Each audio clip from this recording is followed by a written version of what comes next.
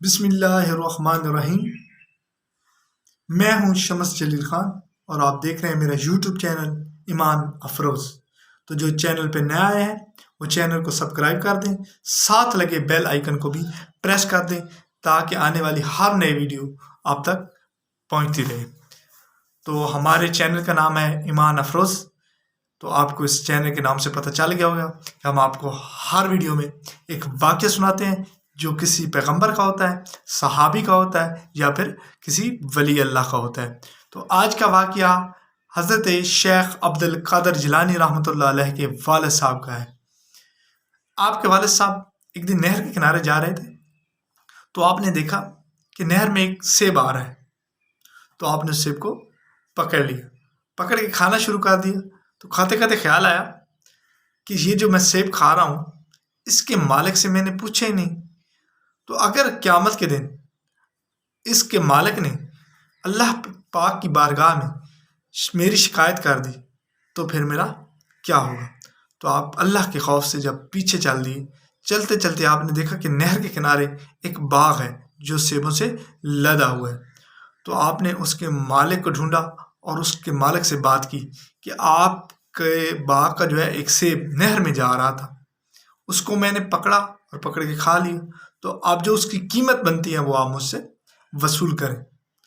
اب وہ مالک بڑا عقل مند تھا، اس نے سوچا کہ یار ایک سیب جو اس نے چوری ہی نہیں کیا، جو اس نے توڑا ہی نہیں، نہر میں جاتے ہوئے کھا لیا، تو یہ اس کا بھی ہدیہ دینے آگے، قیمت دینے آگے، تو یہ کوئی نیک انسان ہے، اللہ کا کوئی پیارا بندہ ہے۔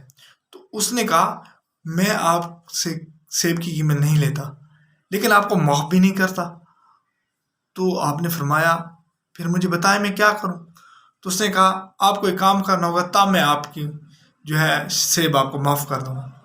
تو آپ نے فرمایا مجھے بتاؤ وہ کیا کام ہے؟ تو اس شخص نے کہا کہ کام یہ ہے کہ میری ایک بیٹی ہے، اس بیٹی کے کان نہیں ہے، اس کی زبان بھی نہیں ہے، اس کے ہاتھ پاؤں بھی نہیں ہے اور وہ دیکھ بھی نہیں سکتی، تو آپ کو اسے شادی کرنی پڑے گی۔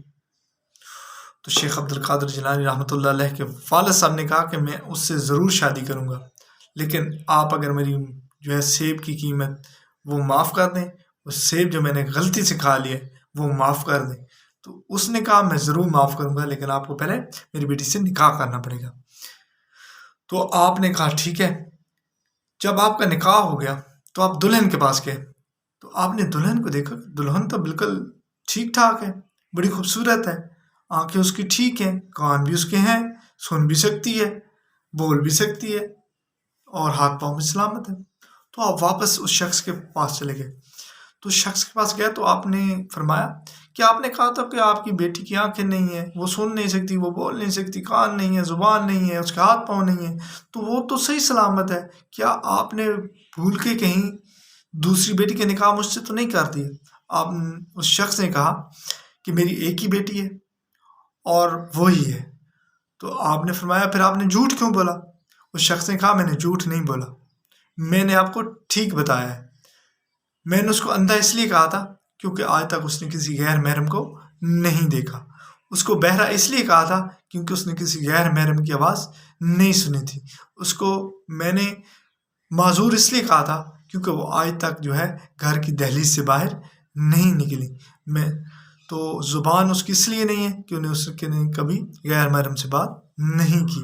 تو جب آپ میرے پاس آئے تھے سیب کی قیمت ادا کرنے تو میں اس وقت سمجھ گیا تھا کہ یہ اللہ کا کوئی پیارا بندہ ہے، کوئی نیک بندہ ہے، تو میری بیٹی بھی نیک ہے، اس لیے میں اس کا نکاح تم سے کرنا چاہتا تھا، تو میں نے اس لیے آپ سے یہ کہا۔